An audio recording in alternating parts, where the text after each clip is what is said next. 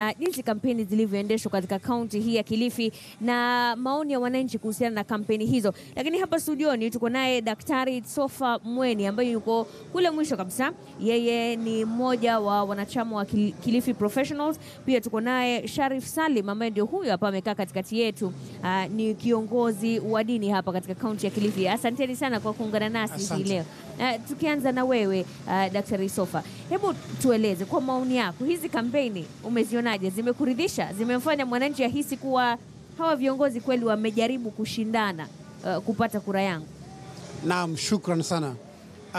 Hizi kampeni za mwaka huu nafikiri zimekuwa nzuri kidogo, zimeridhisha, manake kumekuwa na wananchi wameshughulishwa katika zile kampeni, katika ile mijadala. Nafikiri kumekuwa na midahalo tofauti tofauti kila upande, na labda wakati huu kwa vile kuna mambo mengi sana yanazungumzwa na watu wanajishughulisha, sio kama kitambo ilikuwa husikii ni nani anapigania wapi, ni kina nani, lakini wakati huu nafikiri kuna information nyingi sana kule nje. Nitakuwa narejea kwako utueleze hii information unayosema ni gani ambayo wananchi wamepata kuhusu viongozi wanao kampeni. Lakini kija kwako Bwana Sharif, kama viongozi wa dini, kumekuwa na baadhi ya wanasiasa ambao wamesemekana wamedaiwa kuwa wanatumia uchochezi katika siasa zao. Katika kaunti ya Kilifi mambo hayo yameshuhudiwa? Tunashukuru sana katika kaunti yetu ya Kilifi, kutokamana na maombi mbalimbali ya misikitini na makanisani.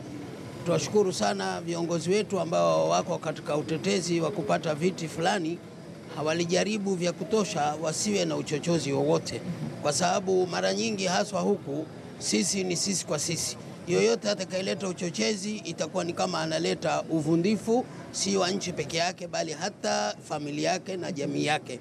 Kwa hivyo tunashukuru, mambo hayakuwa mabaya, yalitufurahisha. Kila mtu alijaribu kuchukua nafasi yake nzuri, kueleza sera zake bila ya kumkwangura mwingine ambaye aweza kuleta shida. Naam, kabla ya kuendelea na mahojiano hayo, hii leo viongozi mbalimbali katika kaunti ya Kilifi wameweza kufanya mikutano ya wananchi ya mwisho, Gavana Amason Kingi akiwa katika uwanja wa Water hapa mjini Kilifi, na mgombeaji mwingine wa ugavana ambaye ni Gideon Mung'aro anayewania wadhifa huo kupitia chama cha Jubilee akiwa maeneo ya Kaloleni. Hassan Juma aliweza kupatana na Gavana Amason Kingi na haya hapa mahojiano hayo.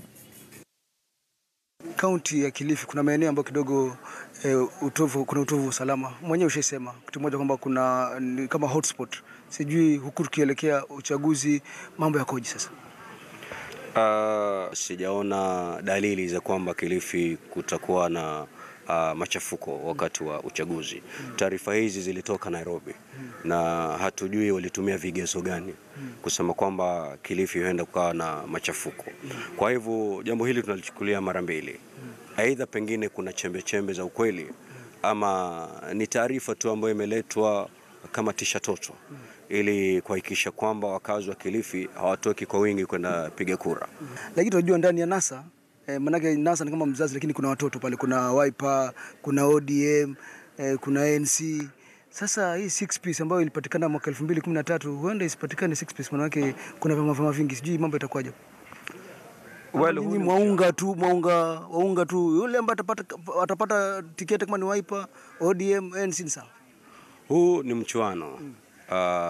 NASA ni nyumba kubwa na ndani ya ile nyumba kuna vyumba tofauti. Mimi chumba ninacholala kinaitwa ODM. Na bila shaka hicho ndio nitatandika. Kwa ni kuna godoro mpya nitaliingiza katika chumba kile.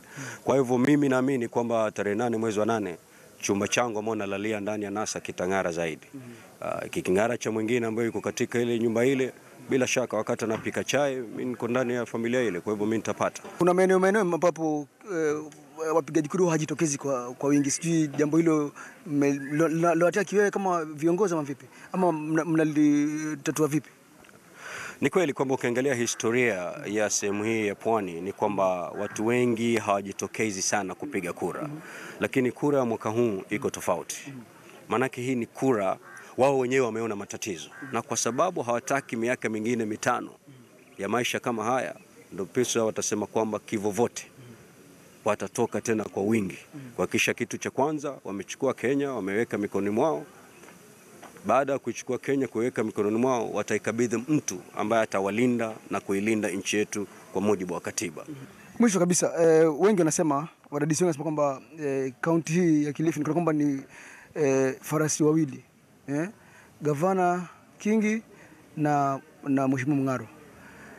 Huu Gavana Kingi ifikapo tarehe 8 Agosti, baada ya kwamba wapigaji kura wameshapiga kura na hesabu zimefanywa na akashindwa, je, atakubali kushindwa na Mheshimiwa Mung'aro?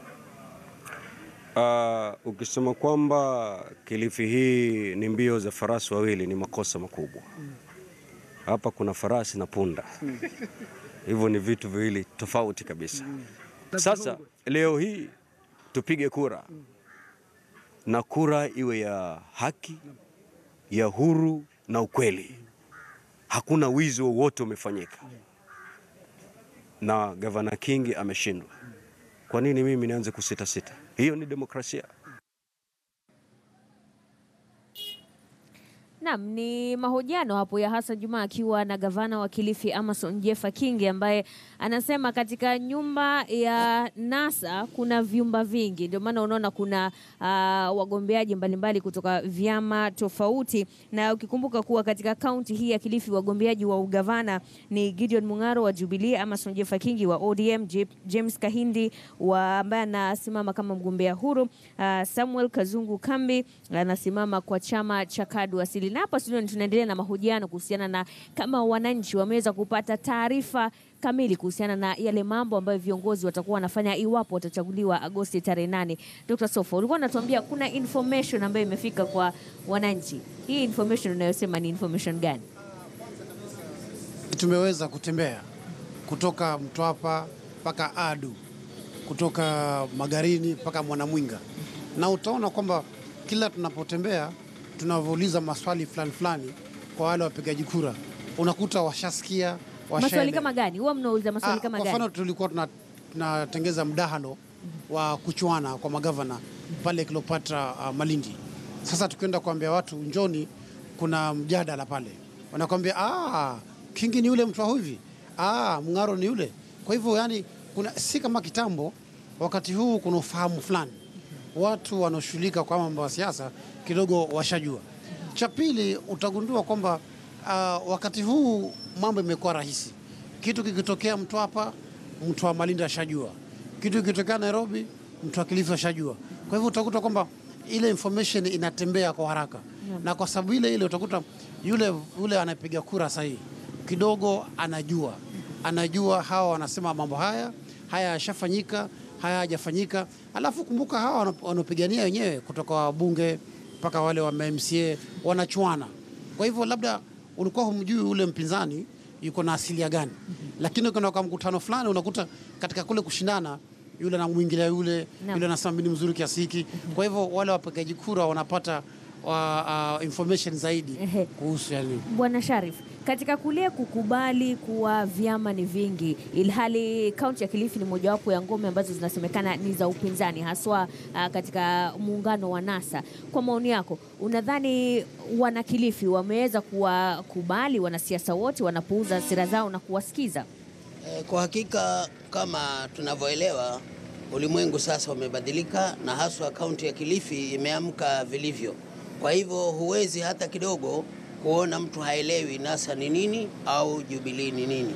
Watu wote wanaelewa, na hata akiwa amekata shauri kuwa mwana NASA au amekata shauri kuwa mwana Jubilee, yeye anaelewa anafanya nini. Kisha watu wanafahamu vizuri sana kwamba ikiwa iko Jubilee au ikiwa iko NASA, lengo ni kupatikana demokrasia ya kihakika. Lengo ni watu wote wana haja kuwa Kenya yetu ipate uongozi mzuri, na wao wakenda NASA au wakenda Jubilee, lengo lao ni lile la kuwa tunataka Kenya mpya, Kenya ya amani, Kenya ambayo itapunguza gharama za maisha, Kenya ambayo italeta afya nzuri, Kenya italeta mfumo wa elimu wa kisawasawa. Kwa hivyo kila mtu yuko huru, wala hakuna tashwishi baina wote wa upande huu wala upande huu. Kila mtu anaeleza sera zake bila kumkwangura mwingine au kumkosoa mwingine. Na kabla ya kwenda mapumzikoni, Hassan Juma, naona tayari wananchi wameanza kupiga kura. Hebu tupate maoni ya mmoja ndio tuweze kupumzika.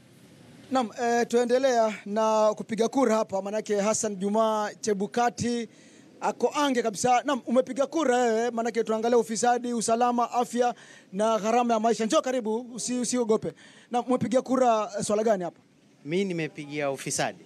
Kwa nini ufisadi? Ufisadi umekithiri. Si katika serikali ya kitaifa, si katika serikali ya kaunti. Ufisadi ni kana kwamba umekuwa devolved. Uko. Tunasema devolved ufisadi. Yeah. Unapatikana hapa Kilifi kwa wingi. Wewe umepigia jambo gani kura hapa? Ufisadi, usalama, afya ama gharama ya maisha? Mimi nimepigia ufisadi. Kila mtu anasema ufisadi ndio baba yao. Ufisadi kwa sababu ukiangalia hata serikali kuu, ule ufisadi wenye umekithiri. Kama raia ama jamii wa Kilifi, tunataka tutoe huu ufisadi, tuweke katika hii Kenya, iwe katika kwenye mwamko mpya. Naam, kura zinaendelea hapa. Kuna jamaa hajapiga kura. Piga kura bwana, mbona unaogopa bwana? Ama una kadi bwana? Piga kura. Jambo gani ambalo pengine nyinyi jambo gani ambalo faktuliwa maanani hapa? Afya, gharama maisha, usalama ama ufisadi? Ufisadi bwana umekithiri sana hapa Kilifi. Kwa jumla Kenya mzima pia. Ufisadi bwana umezidi sana. Naam, endelea basi tuko. Naam, mpenzi mtazamaji, tunaendelea na kupiga kura hapa, maana leo kama kawaida tunaangazia ufisadi, usalama, afya na gharama ya maisha. Hapo jana kaunti ya Taita Taveta walisema gharama maisha iko juu sana. Je, kaunti ya Kilifi itakuwa ni gani? Mpenzi mtazamaji, tutapumua kidogo, tutarejea baada ya muda usiokuwa mrefu.